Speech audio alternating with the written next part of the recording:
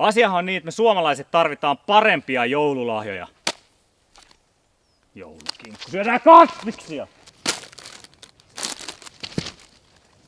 Joulukukka. Todella tylsä ja kuihtuu päivässä. Herkkukori.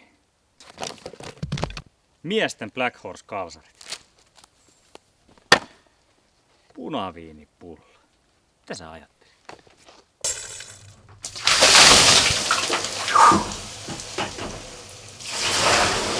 Näistä haasteista on selvitty. On seuraavan haasteen aika. Haasta mukaan sinut. Kuka tahansa.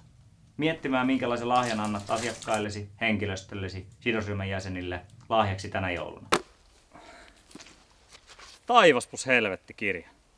Helvetin hyvä joululahja.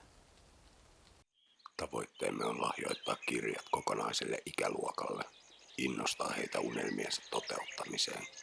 Kun tavoite toteutuu, ajan patentti- ja rekisterihallitukseen, siirrän yritykseni kotipaikkakunnan Äkäslompoloon ja ajan Sampo Kaulasen kyläkauppaan.